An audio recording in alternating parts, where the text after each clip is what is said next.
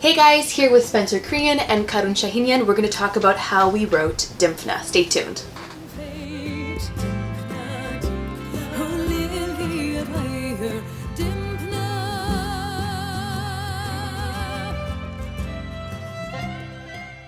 What would you say the ideal balance is between trusting the actual writing process and how it organically affects the direction of the music versus actualizing a specific sound you had in mind from the get-go? Right, so not controlling Exactly. the process versus how it unfolds organically. Well, I mean, we almost did the opposite We almost of that. did that, yeah. So the first version of the song was very Muzak-y, which is, Muzak is a term people use for like elevator music or like mall music, and so the first version of this was very much like that. It kind of just felt like, I don't know, just generic folk stuff. Yeah, we had a really cool theme, and we had an idea, and then we kept trying to make it fit into what we thought would be Irish folk. And then it just sounded lame. It just was not good. So then we went back and we he's harsher than I am. I thought it was decent. We but, basically yeah. redid 70% of the song. Yeah. Well, one of the biggest things that he's kind of taught me through all the years that we've worked together is once you start writing a piece, it's kind of no longer yours. The piece has to be what it needs to be, and you can't dictate in these boxes how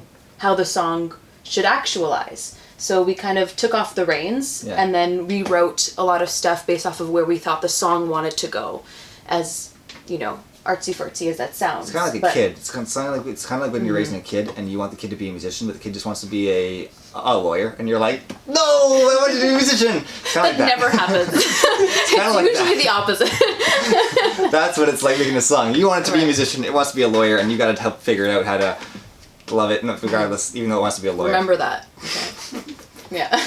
So the song's kind of like an entity of its own. Yeah. And it's our job to help figure that out. Yeah, instead of being like, you're going to be an Irish folk song, you're going to be a pop song. Yeah. We ended up just doing, it ended up being a whole bunch of different genres of Irish music because that's what it wanted to be.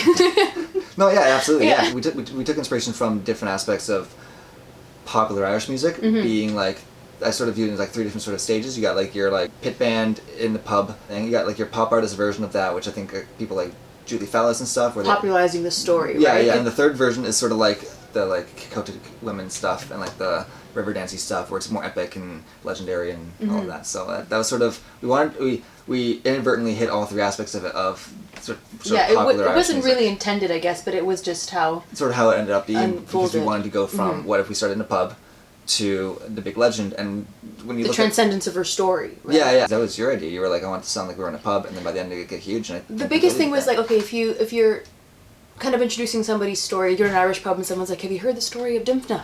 Right? Yeah, and then someone starts talking about it, and then someone picks up a whistle, and someone picks up a pipe, and all the choir joins in, and it's introduction of all these different layers, and then by the end of it, everyone's having this roaring celebration about this person, and so we kind of took that and expanded it, and I think it worked out in a way that feels very us. I'd say so. Yeah, I think we totally. Yeah. The first version I think was very chordy. Just was too easy, so we kind of went back and sort of obvious. I think it was obvious. Obvious is a better word. Yeah. So we ended up. We rewrote all the guitar parts. You definitely looked at the melodies to make them more interesting. From first version of the song, almost this time last year, to where we got to, I think, is a big part of artists' process. It's hard to come up with something and then feel like, you know what, it works, we can make this work, it's a bit obvious but it's fine, to being like, we're going to trust that we can scrap it, maintain this that works, and then rewrite and it'll be better. And that's sometimes hard to trust because artists have a hard time scrapping their work. But we had to do it. And we had to do it, yeah. But when, by the end we were like, yeah, this is the best version of the song. And we were so happy, like, we had this one jam session, we were sitting here, we listened to our final draft of the first version, and we just kind of both sat there and were like, delete. We just both felt it wasn't working, so you pulled out the guitar, and we just jammed it out, and then we jammed it out with Steafan. We'll talk about our collaboration with him a little bit later as well, and we just knew that it was better. It was a lot better, and we liked it a lot. There was more room for error the second draft, which is why it worked. More room for Ireland. Oh gosh. You had to. So that was quite a journey. Didn't expect that philosophical answer. But one thing that really stood out to people was the instrumentation of the piece. It has such a unique sound by beginning with a roaring Ilian pipe solo, and you incorporate a lot of Irish folk instruments. So how exactly did you choose the instruments? What was that research process like? Well, we want each song to reflect the music of each country. And so we did a lot of research, and these were the Irish folk instruments, but it kind of came down to finding the right musician, and that's kind of what you did. You found Steafan and Saskia. Yeah, so. I just put an ask it on Facebook, and a colleague of mine recommended these two, and we liked them. We thought they were really cool people, and then we also liked that between the two of them, they played everything that we were looking for. So we demoed out. It's like hiring a band as a husband and wife team. Yeah. Yeah. Awesome. So we demoed out the ideas, and we demoed out most of kind of what we generally wanted, but we also knew that we don't know these instruments. So we also... Yeah, we didn't want to purport to know how to write for instruments we don't play, yeah, right? we didn't want to limit what they could do, and we didn't want to write the parts for them. We kind of wanted them to, like, add the flavors of that they know this music. That's why we want to work with you, right? Yeah. It's because this is your speciality. And so, we kind of did passes, right? It was just... Yeah, so we recorded every instrument about 3 to 4 times, and, like, just played the song from beginning to ending. So then we went to the mix and started finding the stuff that we liked the most, which is actually... From what I've researched, what a lot of people do, actually, so we were actually... We did it right. But, well, because you don't want to stop that process, so we just let them run through, and then afterwards we collected all those great ideas, and then sat down here and went through all the takes and thought, this works really well here, this works really well here. So we checkerboarded the whole thing. Yeah, so we had something that was awesome. but it was through... We were able to do that because liberty was given to the musicians that were the experts on those instruments, instead of us being like, we want this theme here and this part here and the pipes to enter here and the whistle here. Which would have sounded too sort of contrived. And I Yeah, think this way sounds exactly. a bit more You got to trust organic. the people you're collaborating with, and they know like each other so well too that we kind of knew that no matter what they did, they'd probably bounce off each other's ideas, which they did. Like, it was cool hearing them definitely. like kind of harmonize with each other sometimes without even really knowing it, and it was like, oh well, that works. That's really great. And you also, it helps to get along with the people you're working with. I mean, I met Steafan first, and we just had a coffee and talked about the project, and he was so excited about the whole concept, and getting to use all his instruments, and working with Saskia, and then that already fuels the beginning of a good collaboration, right? And he was the one that suggested starting with the pipes. Yeah, he did. Right? So originally the piece began with low whistle, which we liked because it was super moody and haunting, but then he was like, nah guys, like, just do pipes, and we said give him the pipes. Yeah, and right? it worked. It was sweet. Yeah. We both got some chills, and it was like, this is what we wanted. And I created and what was nice about that too is we brought the pipes in originally at the end of the song, but this was a cool way to kind of introduce them and bring them in early, and then we just, as he says, once the pipes are in there, you kind of never want to take them away. So yeah, you're kind of addicted to them once they start. And so it worked out really nicely, and I think it also sort of helped tie the song together really nicely too. Yeah. Way to go, Steafan. Did you guys have any favorite instruments selected for the song? Pipes. Definitely. Yeah. Big fan of the pipes. Big fan of the Saskia's fiddle work was incredible. She's so good. So good. And then big fan of the Bohran. I think the Bohran really added in a groove, because when I was demoing with the Bohran, I kind of just used my keyboard, and it'd be like, that's your low note, that's your clacky thing, and that's something else in the middle. And so it was kind of boring writing, but he kind of really brought a life to it in a different way. That was awesome. And that's what's fun about working with live musicians and not just getting, expensive samples, because the intention of the musician comes through in the recording, right? And so it makes it way more enjoyable. There was a cool moment when we were in his studio, and we were jamming up the piece, and when you had the guitar and I was doing the vocal parts, and he just kind of brought out the Bohran, and like some shakers and stuff. Yeah, and he was just playing, and it was I think I have like an audio clip of it, so I'll insert it. But it was a really fun moment to see how his ear was reacting to the song, right? And it was a different approach than what we had originally thought of. And then we were playing around with whether we wanted the chorus to be in 4 and 3 based off of how he was drumming, and it was a really fun experiment. So, yeah, definitely. Oh, that's great. But I think pipes is definitely top. Yeah, I would agree. Yeah.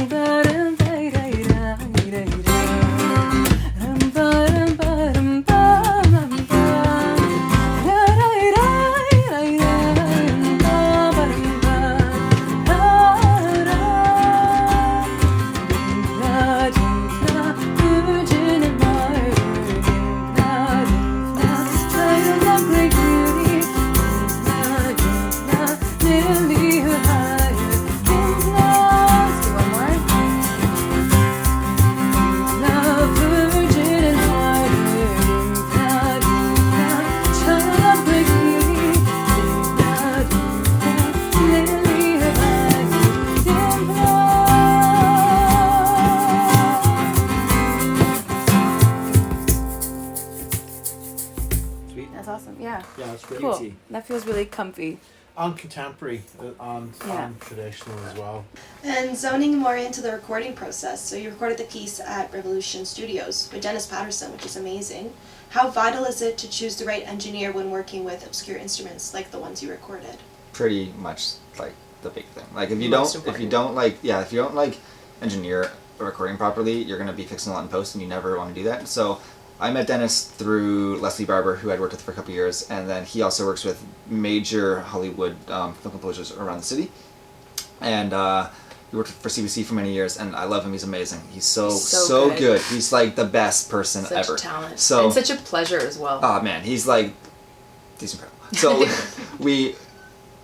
I wanted him on board because I was like, I'm the only person that I can trust at all to get this stuff right, so that we don't have to do a lot in mixing to figure out how to mix these instruments, is the guy who's going to engineer this properly. And Revolution was the first place that I had mine too, because I was like, I want the best room. Yeah, so definitely. Revolution is the best room in town, and he's the best engineer in town. So it was like, those two together would hopefully make it sound amazing, and it did. And like the mixing was really easy because of that. And he knows exactly how to mic all of these super obscure instruments that is it takes a lot of hours of practice to know how to mic an alien pipe, and then a whistle, and then a bow, and then a fiddle, and then the voice. It's like there's and not totally different, different, and not have to change the mic setup for each of them, right? Because you can use the same room mics, the same close-ups basically for every single mic, for every single instrument also, and to be able to know what to use so that we didn't have to spend time between instruments.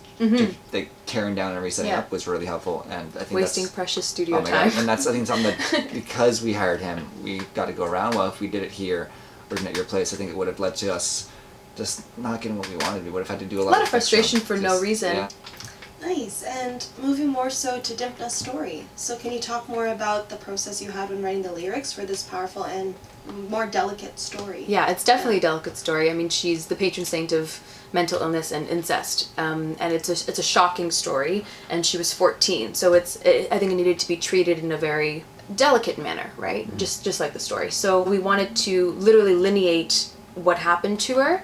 We tried a few different drafts. I mean, when I first wrote the lyrics, it was to Dymphna's mother, from Dymphna, because it was her passing that was sort of the catalyst for everything that happened to her. You know, I was brainstorming with you and asking if it made sense to do it in a way that she was kind of telling her mother that she forgave her for everything that happened, but that she had this hurt. And then it didn't feel true to her character, so we kind of scrapped that idea, and then I started drafting some lyrics from the perspective of people telling her story. But I still wanted to introduce some element of the mother being very important as a figure in the story. So the first verse is actually the pub folk talking to Dymphna's mother, saying it was your passing that was the catalyst, but you raised her well and she was a strong girl. And then it starts addressing Dymphna for the rest of the song, and telling her story. We had a lot of different drafts of the lyrics, and one of the choruses originally was Dymphna, Dymphna, virgin and martyr, and then that felt too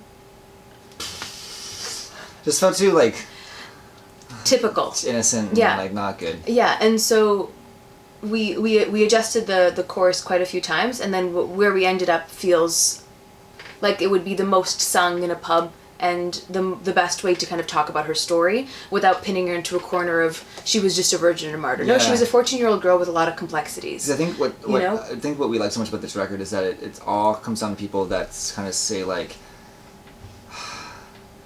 the system needs to be changed, and they're kind of like rebels in their own right, and every one of the saints that we used are like rebels. They really are people that said like, no, I'm gonna do this no matter what. She wasn't meek, and I think there was something about that wording that was painting her as this victim. She was helping the badass. Yeah, she was helping the people that were victimized, and she was helping them. So and she had the guts to run away and stand her ground and kneel in front of her father who was about to behead her, saying, "I'm not coming back with you."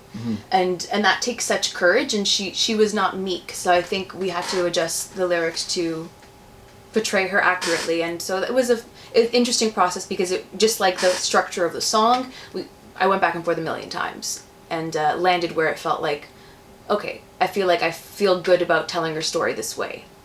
Yeah. And can you speak more about the specifics of your lyric writing process? So what that actually looks like? Yeah, I mean, we always write melody and then text. And I think even just as a vocalist, I've always found that I respond more to how a melody tells a story than just the text does, because the ebb and flow of a strong melody is more honest than just what words are sometimes. So we tend to do melody first, and we wrote our song, and then the words came through, and the rhythm of the phraseology came through the melody. So that's definitely how I write.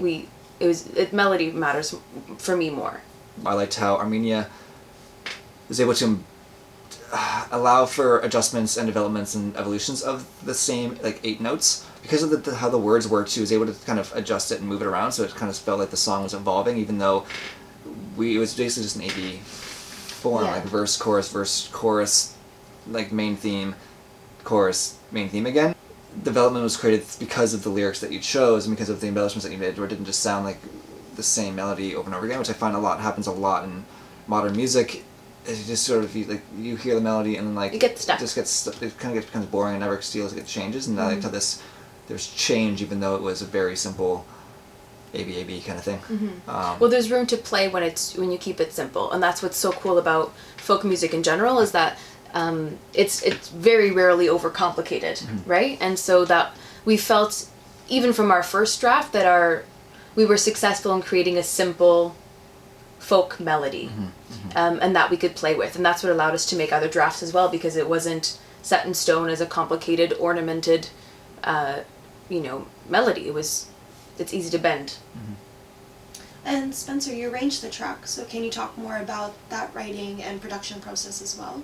Yeah, so we this has been the weirdest process of arranging the songs. Normally what we do is we'll kind of arrange all of it first and kind of just swap out the MIDI for the real stuff.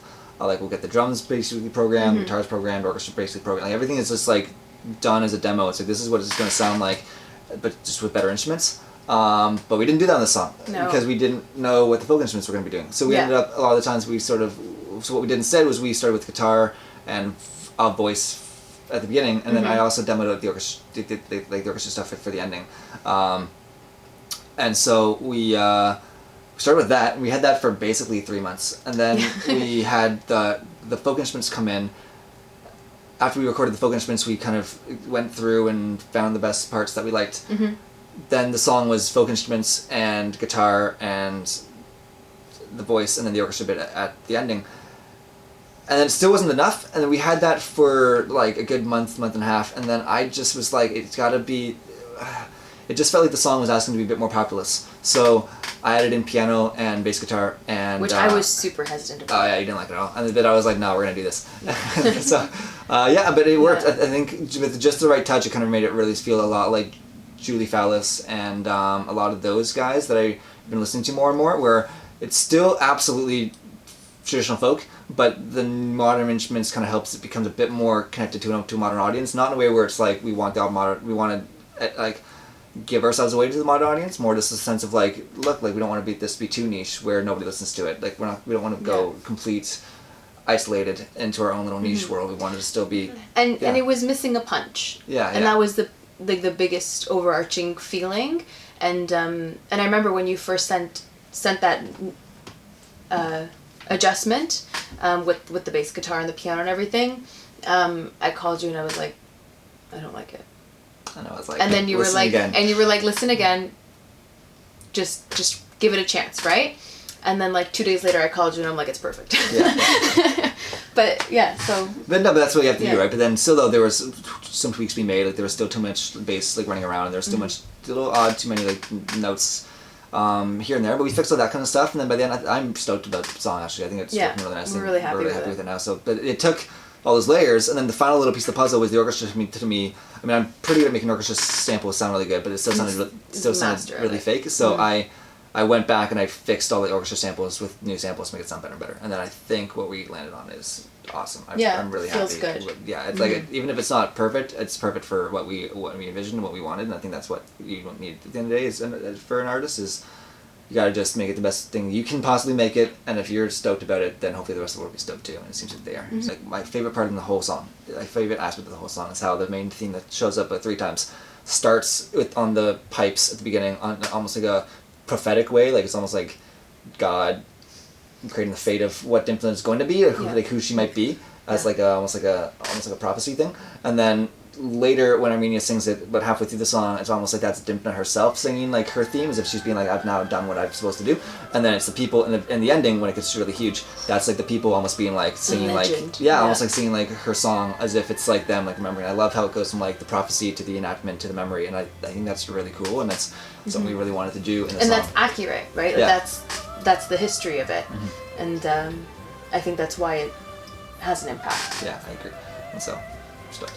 Yeah, so there's the definite build. There's like a build up of the song, and a lot of people have mentioned that the 4-minute mark in particular is just really powerful. So why do you think that part has such an impact? It's also the culmination of the biggest sound, right? And so you have the really high soprano part and the orchestra and all of the folk instruments coming in after this moment of kind of a pause and a silence, and then it just hits you. And we've also been visually building to it with the video. So when I was editing the video, I really wanted to be close-ups and more of the intimacy, and then as the video progresses towards the end, most of it is drone shots, and it's just Ireland, right? And the music, we think, does the same thing too. The and music the music starts, does the same thing. The music starts like everything is like in like the close mics with like the guitar and the voice, and then by the end of it, it's like room mics and everything's huge and just massive orchestra. Just like, this massive for no thing. reason besides that's who we are. We're gonna do it always, and always if you don't expect like it, orchestra it's at the fine. end. We were gonna put orchestra in anyway. Well, it's just I mean, it's what we like big music, and we like cinematic stuff, and we like stuff that kind of is unabashedly huge, because if you're gonna feel emotions, you might as well feel emotions. So it's just put it in and give us a show. And I think that's what it is. I think it has an impact because we've been emotionally building to it in an auditory and visual manner from the beginning of the song, and so it's kind of like a cathartic, right? It comes in and it did what it was supposed to do, so we're happy. You're happy. Yeah, and we just can't help but put an orchestra everywhere. So we're gonna do it no matter what. Sorry. Yeah. Thank you guys for sharing your process. We're excited to hear what else you're working on. Lots of stuff going. Like so many more songs, so much stuff, more records and more film stuff. So it's gonna be good. Yeah. So stay tuned, and thanks for listening, guys. Bye.